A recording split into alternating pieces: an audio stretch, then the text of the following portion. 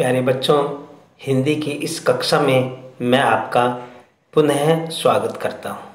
आप सभी को मेरी तरफ से वैदिक नमस्ते। तो आइए बच्चों, हम इस वीडियो की सहायता से ज्ञान सागर की पुस्तक का पाठ नंबर 3 निर्मला, सांप और श्याल पढ़ते हैं। प्यारे बच्चों, इस कहानी में निर्मला और श्याल गुजरात में रहने वाली दो सखी हैं।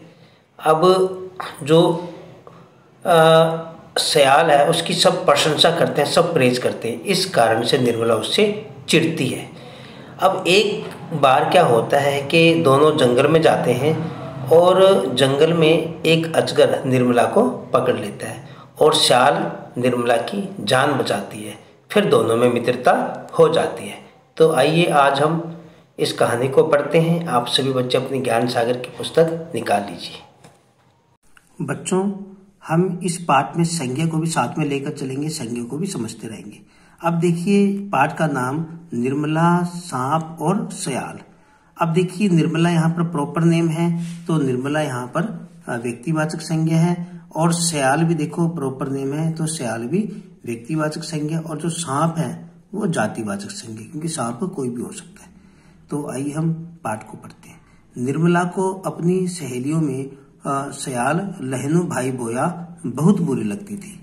अब जो निर्मला थी उसको जो श्याल थी, है ना, श्याल का पूरा नाम है श्याल लहनू भाई भोया, वो बुरी लगती थी।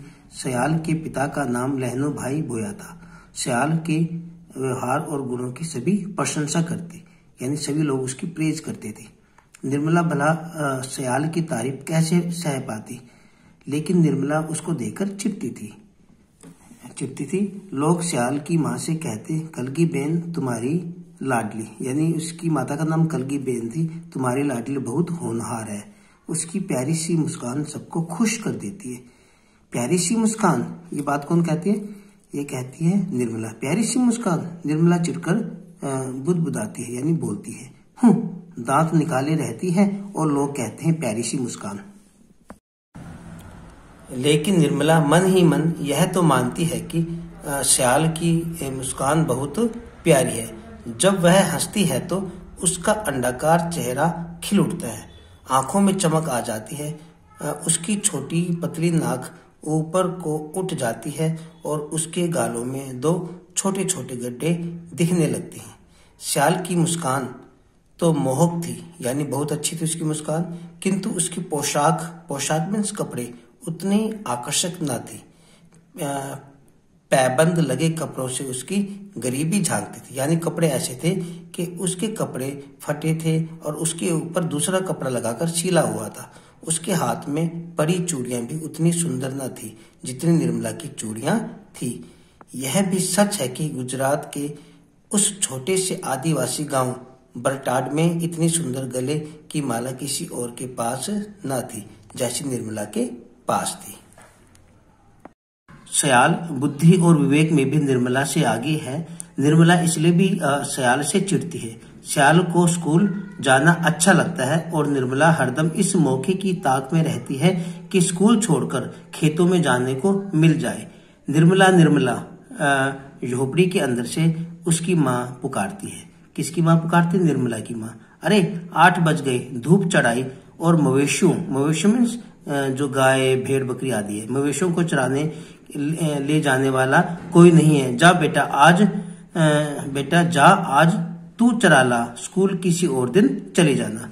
निर्मला खुशी से उछल पड़ी और मवेशियों को हाँकते हुए गांव के धूल भरे रास्ते पर चल पड़ी। कुछ फरलांग की दूरी पार करने के बाद निर्मला जंगल की ओर मुड़ गई, यानी कुछ दूरी पार करने के बाद वो जंगल की तरफ मुड़ गई।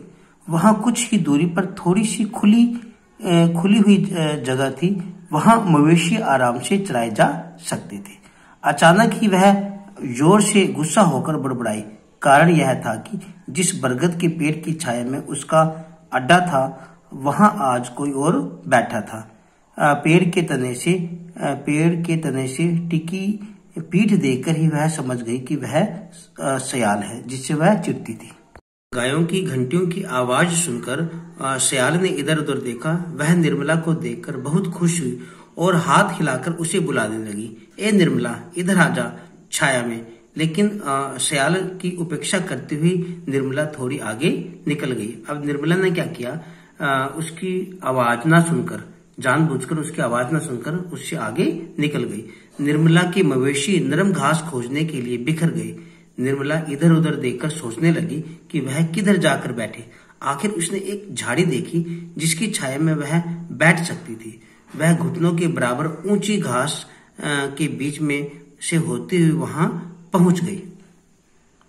तो बच्चों, इस वीडियो की सहायता से हम इस पाठ को यहीं तक पढ़ेंगे।